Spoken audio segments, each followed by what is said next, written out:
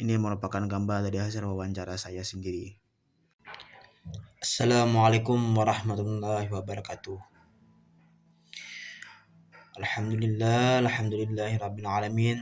Wassalatu wassalamu ala asyrafil anbiya'i wal mursalin sayyidina wa lana Muhammad wa ala alihi wa sahbihi ajma'in amma ba'd. Alhamdulillah, pada kesempatan yang berharga ini saya ingin mengajak kita semua untuk menyelami lebih dalam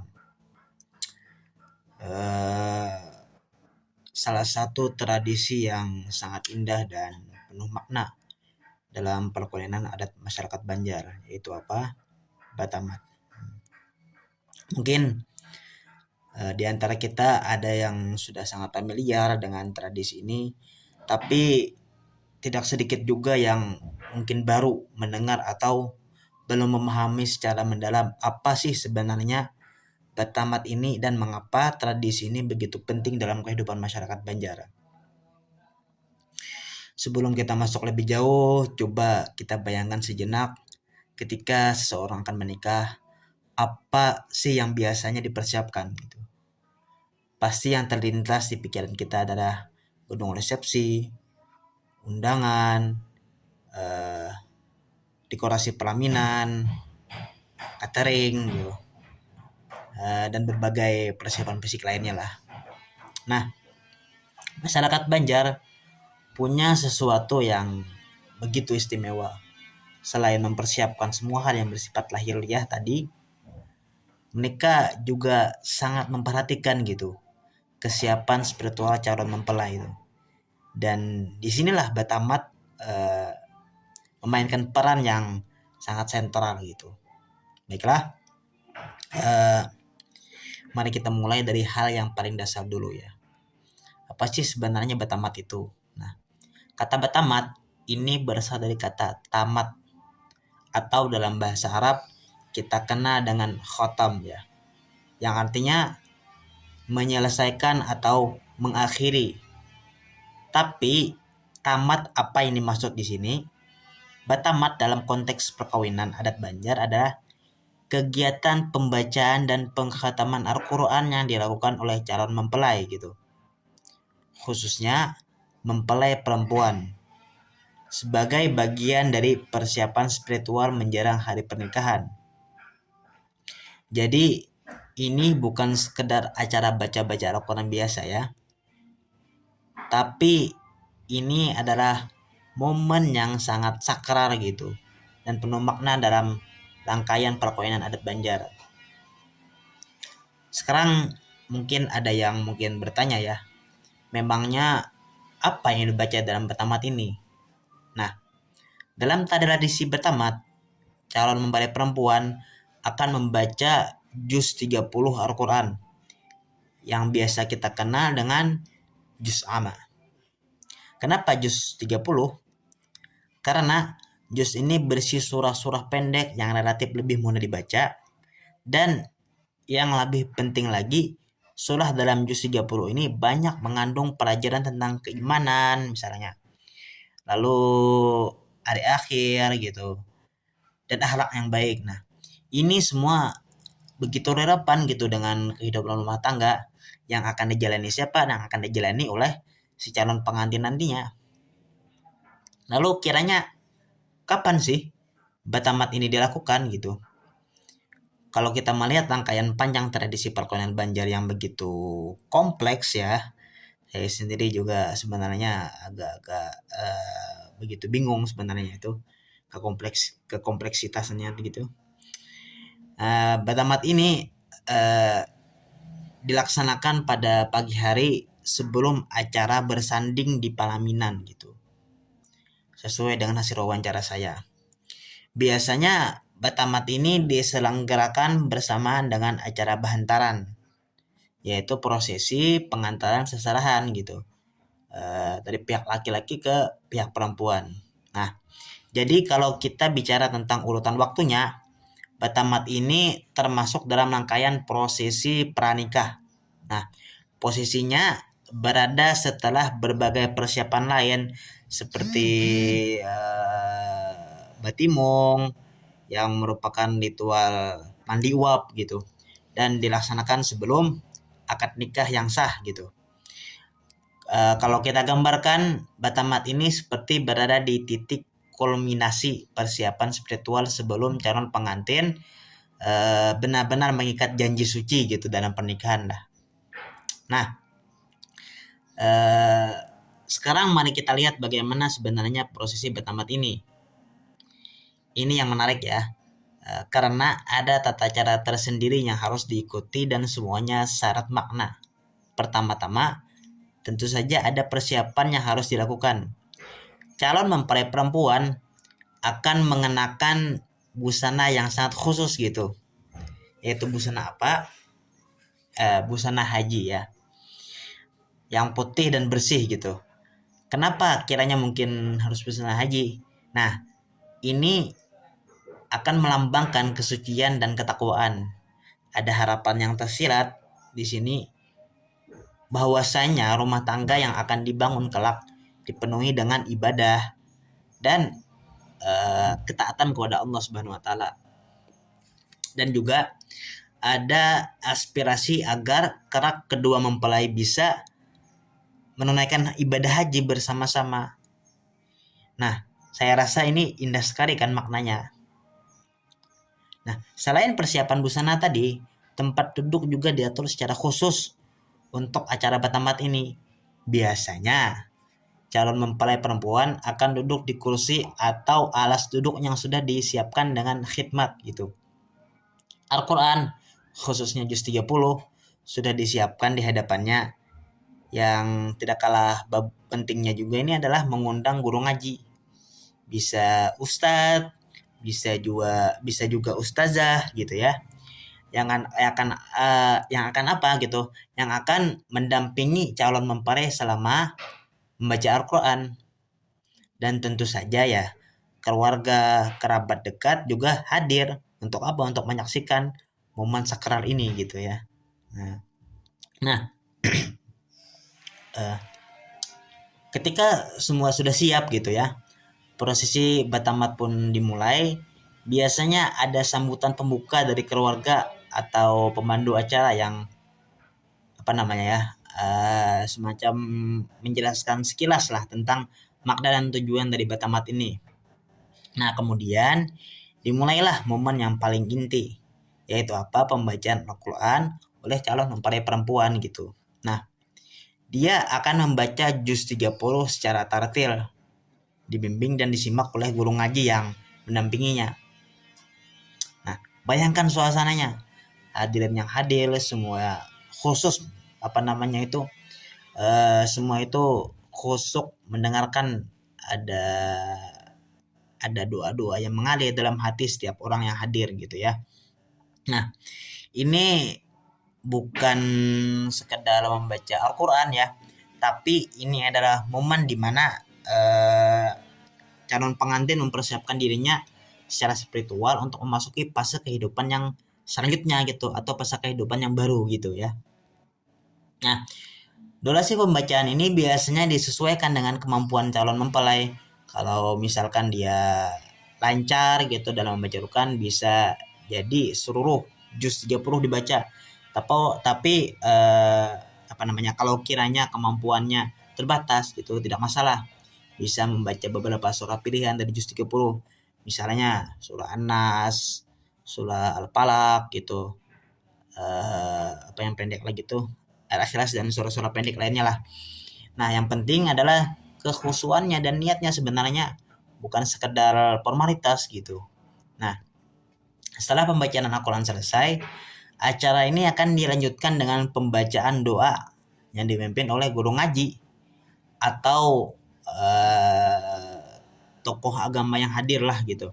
Nah, doa ini isinya ya untuk memohon kepada Allah gitu, kiranya mungkin adanya kelancaran acara pernikahan, supaya berkah bagi kedua calon mempelai gitu, keselamatan dan kebahagiaan rumah tangga gitu, juga supaya mudahan dilindungi dan rahmat Allah Subhanahu wa taala gitu ya. Nah, kalau kita ada di sana dan mendengar doa-doa ini, pasti kita akan tersentuh, apalagi para orang tua yang akan melihat anak mereka yang akan segera menikah ya. Nah, setelah prosesi inti selesai, tradisi Banjar yang terkenal dengan keramahannya tentu tidak lupa menyajikan hidangan untuk para tamu yang hadir gitu. Dan ini bukan hidangan sembarangan, ada hidangan khas yang disebut berselamatan atau selamatan gitu. Yang menunya ini adalah nasi lemak atau nasi kuning gitu. Nah, nasi ini pasti akan dihiasi dengan telur rebus yang sudah dikupas gitu, ditambah aneka ragam lauk pauk seperti mungkin adanya ayam goreng tuh atau ikan, sayur-sayuran gitu maupun pelengkap lainnya lah gitu. Nah, sederhana tapi penuh makna gitu ya. Telur rebus ini mungkin melambangkan kesederhanaan namun berkualitas gitu ya. Nasi lemak yang gurih gitu. Ini melambangkan kehidupan yang penuh kelembutan dan keharmonisan tuh. Dan yang paling penting itu makan bersama ini sebenarnya tuh makan bersama ini kan menjadi simbol kebersamaan silaturahmi antar keluarga dan kerabat gitu. Oke. Eh Sekarang mungkin mari kita lihat siapa saja yang terlibat dalam prosesi betamat ini.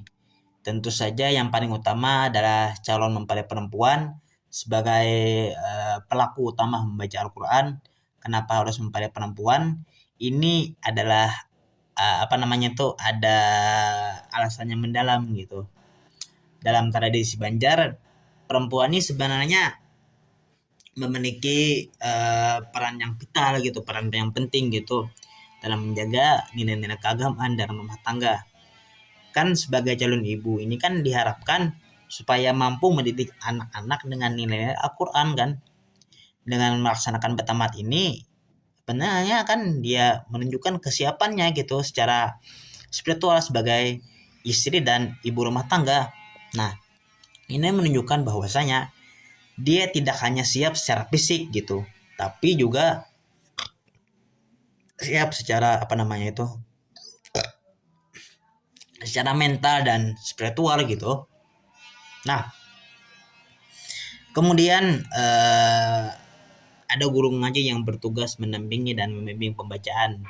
Ada yang menyimak tajwid dan kelancaran bacaan. Juga beliau juga memimpin doa penutup dan kadang-kadang juga bisa memberikan semacam apa namanya lah tausiah atau nasihat-nasihat lah gitu kalau kiranya mungkin diperlukan gitu. Nah, kehadiran guru ngaji ini penting gitu karena dia adalah orang yang memiliki otoritas keagamaan dan bisa memastikan bahwa prosesi berjalan sesuai dengan tuntutan yang benar gitu ya. Dan tentu saja keluarga dan kerabat juga hadir gitu.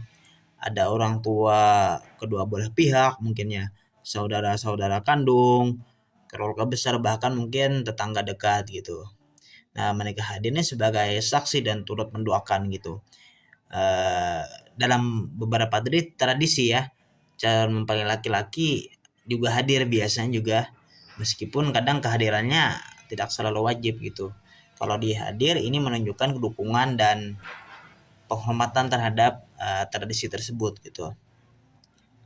Sekarang kita sampai pada bagian yang sangat menarik ya, yaitu apa? Yaitu makna dan filosofi dari betamat ini. Nah, kalau kita menggali lebih dalam gitu, betamat ini bukan sekedar acara seremonial gitu ya, tapi dia punya banyak dimensi makna yang bisa dikatakan sangat kaya ya gitu. Nah, coba kita lihat satu persatu gitu ya. Pertama misalnya dari dimensi spiritual gitu. Batamat ini kan ibaratnya kan gitu kan wujud rasa syukur kepada Allah gitu kan atas nikmat jodoh yang telah dikaruniakannya. Nah, bayangkan dari sekian banyak manusia di dunia ini Allah mempertemukan dua insan untuk bersatu dalam ikatan pernikahan. Ini kan adalah nikmat yang luar biasa besar gitu. Dan betamat menjadi cara untuk mengungkapkan terima kasih kepada Allah. Juga melalui betamat ini ada harapan dan doa yang dipanjatkan agar apa? Agar kehidupan rumah tangga mendapat lindungan Al-Quran. kita semua tahu bahwa rumah tangga itu penuh dengan dinamika, ada suka maupun ada rasa duka, ada ujian juga ada cobaan. Dengan menjadikan Al-Quran sebagai pedoman sejak awal kan, mana rumah tangga yang dibina ini akan senantiasa mendapat keberkahan dan rahmat dari Allah gitu. Batamat nih kan sebenarnya menandakan kesucian niat gitu dalam masuki kehidupan rumah tangga. Ini kan ibaratnya tuh kan juga persiapan mental dan spiritual menghadapi tanggung jawab baru.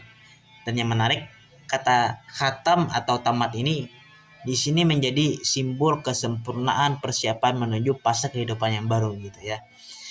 Jadi kalau calon pengantin sudah melalui berbagai persiapan fisik seperti misalkan batimung gitu, persiapan sosial seperti bahantaran, maka batamat ini menjadi puncak dari persiapan spiritualnya gitu ya. Dari dimensi pendidikan dan kesiapan misalkan juga ya, batamat ini menunjukkan bahwa calon mempelai perempuan memiliki pendidikan agama yang baik gitu ya. Dia kan mampu membaca Al-Quran dengan baik gitu secara tartil ya. Ini kan menunjukkan bahwa dia ini memiliki ilmu agama yang cukup untuk memimpin keluarga dan aspek spiritual gitu ya, memimpin anak-anaknya lah mungkin ya gitu ya. Nah, banyak orang yang mungkin meremehkan pentingnya ilmu agama dalam rumah tangga, tapi sebenarnya adalah pondasi yang begitu penting gitu. Bagaimana kita akan mendidik anak kalau kita sendiri tidak memiliki bekal ilmu agama yang cukup gitu ya. Nah, sebagai calon istri, perempuan juga harus mampu sebenarnya menjadi apa namanya itu, bahasanya itu kan partner spiritual bagi suami gitu, bukan hanya partner dalam hal-hal duniawi tapi juga dalam hal ukhrawi kan. Dan sebagai calon ibu juga harus mampu mendidik anak-anak dengan nilai-nilai Al-Quran. Kita kan semua tahu kan pepatah yang mengatakan bahwa ibu adalah madrasah pertama atau madrasah terula kan bagi anak-anaknya kan. Nah, dengan melaksanakan batamat, si calon ibu ini kan menunjukkan bahwa dia ini sebenarnya siap gitu mengemban amanah besar ini. Ini kan sebenarnya menunjukkan bahwa dia ini mampu gitu menciptakan suasana rumah tangga yang islami gitu. Batamat ini kan menandakan juga kesiapan calon pengantin dalam mengemban tanggung jawab rumah tangga. Ini ibaratnya itu kan kesadaran gitu kan bahwa pernikahan ini bukan hanya ikatan secara apa namanya itu secara lahiriah gitu. Tapi juga kan ikatan spiritual yang harus dijaga dengan pedoman Al-Quran. Nah, terlalu banyak pernikahan yang gagal gitu kan karena hanya mementingkan aspek lahiriah saja. Sementara mungkin aspek spiritual apa namanya tuh aspek spiritual ini kadang terabaikan gitu. Nah, dari Batamat ini sebenarnya mengajarkan bahwa kedua aspek itu harus seimbang gitu ya. Nah, dari segi simbolis juga ada banyak hal yang sangat menarik untuk kita renungkan gitu. Penggunaan kata khatam atau tamat ini menamakan akhir dari satu fase kehidupan sebagai seorang gadis kan. Sekaligus menandakan awal fase baru sebagai wanita yang telah menikah gitu. Ini adalah ibaratnya kan transisi yang penting dalam kehidupan seorang perempuan dan dengan melakukan batamat ini ya dia menandai transisi ini dengan cara yang sangat spiritual dan bermakna dalam hidupnya gitu ya. Dari segi busana hajinya kan dikenakan oleh calon mempelai perempuan ini kan sebenarnya kan penuh makna sesuai apa yang sudah saya jelaskan tadi gitu. Warna putih yang bersih melambangkan kesucian dan ketakwaan. Ada kiranya mungkin harapan agar rumah tangga kelak dipenuhi dengan ibadah dan ketaatan gitu, dan tentu eh, ada aspirasi untuk dapat menunaikan ibadah haji bersama pasangan gitu. Ini adalah ibaratnya kan semacam doa dan harapan yang sangat indah gitu. Misalnya mungkin dalam pemilihan juz 30 juga kan ini kan dilakukan bukan hanya tanpa alasan gitu ya. Selain karena berisi surah-surah pendek yang mudah dibaca dan dihafal gitu. Nah, juz amma ini kan banyak mengandung pelajaran tentang keimanan hari akhir dan akhlak gitu. Ini semua adalah pengingat gitu akan pertanggungjawaban di hadapan Allah kelak gitu. ketika calon pengantin membaca surah-surah ini, dia diingatkan gitu bahwa kehidupan di dunia ini hanyalah sementara dan ada kehidupan yang kekal di akhirat gitu. Jadi rumah tangga yang dibangun harus harus apa namanya tuh istilahnya kan berorientasi tidak hanya pada ke apa namanya tuh kebahagiaan duniawi tapi juga keselamatan ukhrawi gitu. Nah, mungkin itu. Oke, mungkin cukup ya terkait tadi ya apa namanya tadi penjelasan mengenai batamat dalam adat budaya Banjar gitu. Sekarang kita mungkin memasuki sesi refleksi batamat dalam mungkin pandangan hukum Islam gitu. Nah, setelah kita memahami secara mendalam tentang apa itu batamat, bagaimana pelaksanaannya dan makna-makna filosofis yang terkandung di dalamnya. Nah, sekarang mari kita menyelami lebih dalam dari pandangan atau perspektif yang penting gitu, yaitu perspektif hukum Islam. Nah, sebagai masyarakat Muslim, tentu penting bagi kita untuk memahami bagaimana Islam memandang tradisi batamat ini. Apakah tradisi ini sesuai dengan tuntunan syariat? Apakah ada landasan dalil yang menguatkannya? Atau justru ada hal yang perlu kita luruskan gitu. Nah, mari kita kira-kira terus bersama-sama gitu. Nah, pertama-tama kita perlu memahami bahwa dalam ilmu fikih ada yang namanya konsep adat atau uruf gitu. Nah, apa itu uruf? Uruf adalah semacam kebiasaan atau tradisi yang berlaku di suatu masyarakat dan telah menjadi bagian dari kehidupan mereka secara turun-temurun gitu. Nah, dalam kaidah fikih ada ungkapan yang terkenal yaitu al-adatu muhakkamah gitu. Yang artinya adat atau kebiasaan itu bisa dijadikan sebagai hukum gitu. Ini adalah salah satu kaidah besar dalam ilmu usul fikih yang memberikan ruang bagi tradisi lokal untuk bisa diterima dalam Islam selama tradisi tersebut tidak bertentangan dengan prinsip-prinsip dasar ajaran Islam. Nah, para ulama membagi uruf menjadi dua kategori. Yang pertama ada uruf sahih, yaitu kebiasaan yang baik dan tidak bertentangan dengan syariat Islam. Yang kedua adalah uruf fasid gitu. Yaitu apa? Yaitu kebiasaan yang bertentangan dengan nas Al-Quran, hadis atau prinsip-prinsip syariat. Nah, kalau kita melihat tradisi batamat ini ke kategori mana dia masuk gitu, mana kiranya mungkin kita lihat gitu, kita analisis bersama gitu. Nah, kalau kita melihat esensi dari batamat ini, yaitu pembacaan Al-Quran menjelang pernikahan sebagai bentuk persiapan spiritual, ini jelas-jelas saya rasa sangat sesuai dengan ajaran Islam. Bahkan bisa kita katakan ini adalah sesuatu yang mungkin ya sangat dianjurkan gitu. Kenapa kiranya demikian gitu? Karena dalam Islam pernikahan adalah ibadah yang sangat mulia. Rasulullah kan pernah mengatakan gitu, nikah itu adalah sunnahku. Barang siapa yang membenci sunnahku, maka dia bukan golonganku ya gitu ya. Nah, kalau pernikahan adalah ibadah yang mulia, maka mungkin ya sudah seharusnya gitu kita mempersiapkannya dengan sebaik mungkin gitu ya. Tidak hanya dari segi lahiriah, tapi juga dari segi batiniah atau spiritual gitu. Dan apa cara terbaik untuk mempersiapkan diri secara spiritual ini? Tentu saja dengan mendekatkan diri kepada Allah Subhanahu wa taala gitu. Melalui misalkan ya ibadah-ibadah, salah satunya adalah membaca Al-Qur'an gitu. Nah,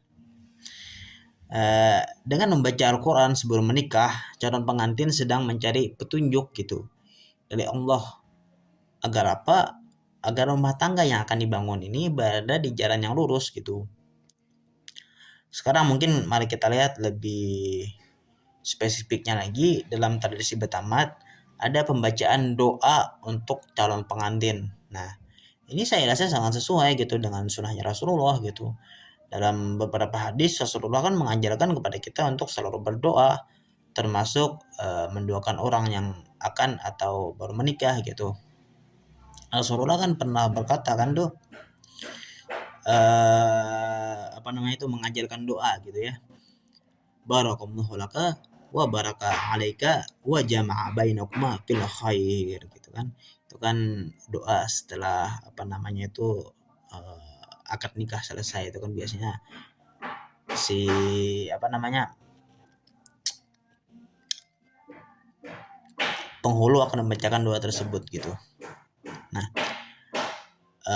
ini kan menunjukkan bahwa mendoakan orang yang akan menikah adalah sesuatu yang dianjurkan dalam Islam gitu. Kemudian kalau kita lihat dari segi waktu pelaksanaan, Betamat yang dilakukan di pagi hari ini juga ada hikmahnya. Waktu pagi ini kan adalah waktu yang saya rasa ya penuh berkah gitu. Rasulullah kan pernah berdoa, Allahumma barik li ummati fi bukuriha gitu ya. Nah, jadi merasakan Betamat ini di pagi hari kan bisa kita katakan sebagai upaya untuk mencari keberkahan waktu gitu. Sekarang lalu kemana kita lihat bahas tentang busana haji yang dikenakan oleh calon mempelai perempuan dalam Betamat gitu. Ada yang mungkin bertanya apakah boleh gitu mengenakan busana haji padahal belum menunaikan ibadah haji gitu. Nah, ini perlu kita luruskan pemahamannya gitu ya. Busana haji yang dimaksud di sini bukanlah ihram haji ya, tapi lebih kepada busana muslim yang serba putih yang menyerupai pakaian yang biasanya dikenakan oleh jamaah haji perempuan gitu, yaitu gamis putih dan jilbab putih yang menutup aurat dengan sempurna ya. Dari perspektif fikih kan mengenakan pakaian putih yang menutup aurat adalah sesuatu yang sangat dianjurkan gitu kan. Rasulullah kan pernah menjelaskan itu kan, pakai pakaianlah yang berwarna putih karena sesungguhnya itu adalah sebaik-baik pakaian kalian gitu. Jadi pemilihan warna putih untuk Betamat ini saya rasa kan sangat sejalan dengan sunnah Rasulullah gitu. Warna putih melambangkan kesucian, kebersihan yang semuanya adalah nilai-nilai yang sangat dianjurkan dalam Islam gitu. Lalu misalkan kita lihat lagi nih tentang apa tadi ya, hidangan dalam Betamat gitu, yaitu senematan dengan menu nasi lemak atau nasi kuning gitu. Nah, dalam Islam ada tradisi yang disebut dengan walimah, yaitu pesta atau kenduri yang diadakan untuk merayakan pernikahan gitu. Rasulullah sebenarnya sangat menganjurkan walimah ini. Dalam hadisnya kan Rasulullah pernah bersabda gitu, yang kira-kira artinya tuh begini, adakanlah walimah walaupun hanya dengan seekor kambing gitu. Nah, ini menunjukkan bahwa mengadakan kenduri atau jamuan makan dalam rangka pernikahan ini adalah sesuatu yang sangat dianjurkan gitu. Nah, selamatan dalam Betamat ini bisa kita kategorikan sebagai bagian dari walimah gitu, atau setidaknya sebagai bentuk syukuran gitu atas nikmat yang akan diterima, yaitu nikmat pernikahan.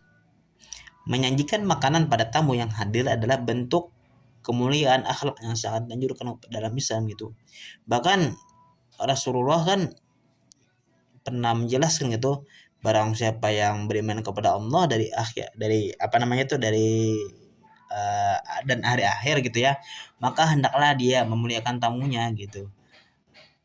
Artinya kan sebenarnya sejalan aja kan ya. Lalu sekarang mari kita bahas tentang pemilihan juz 30 atau juz amma dalam Betamat. Kenapa juz 30?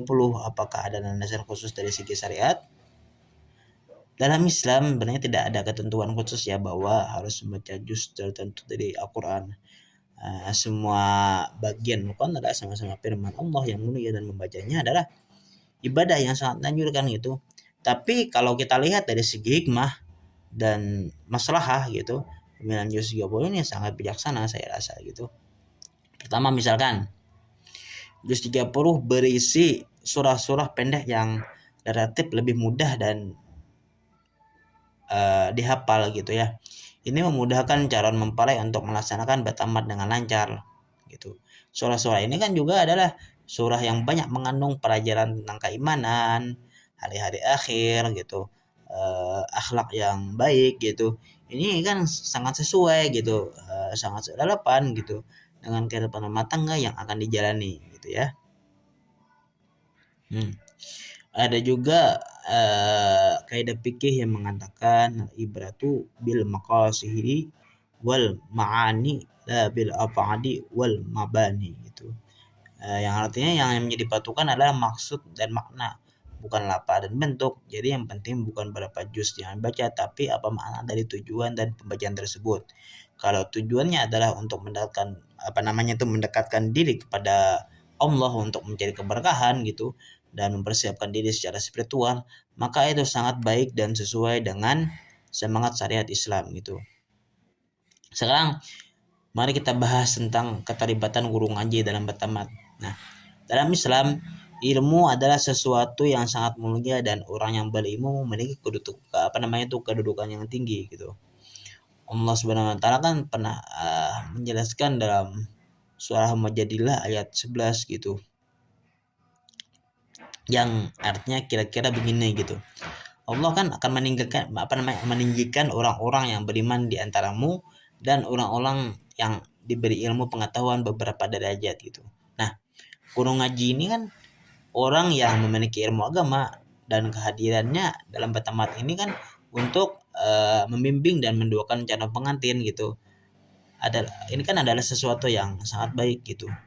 Bahkan Rasulullah juga kan mengajarkan kita untuk menghormati orang yang berilmu. Seperti ungkapan masyhur di kalangan ulama kan, man lam yu'adim al ulama faqad ada nafsah gitu.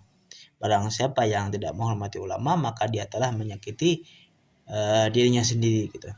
Jadi melibatkan guru ngaji dalam prosesi bertamat dan memintanya untuk memimpin doa adalah bentuk penghormatan kepada ulama dan merupakan akhlak yang terpuji gitu. Sekarang ada satu hal yang sangat penting untuk kita bahas, yaitu tentang niat dalam melaksanakan bertamat gitu. Dalam Islam, niat adalah roh dari semua amal perbuatan. Kalau bertamat dilakukan dengan niat yang tulus untuk mendekatkan diri kepada Allah, mencari ridhonya ya, memohon mungkin keberkahan untuk rumah tangga yang akan dibangun dan mempersiapkan diri secara spiritual, maka ya ini adalah amal yang sangat mulia dan bernilai ibadah gitu. Tapi sebaliknya, kalau bertamat hanya dilakukan sebagai formalitas atau bahkan lebih parah lagi hanya untuk pamer atau ria, maka ini adalah sesuatu yang harus kita hindari gitu. Ria adalah penyakit hati yang sangat berbahaya dan bisa menghilangkan pahala amal ibadah kita gitu.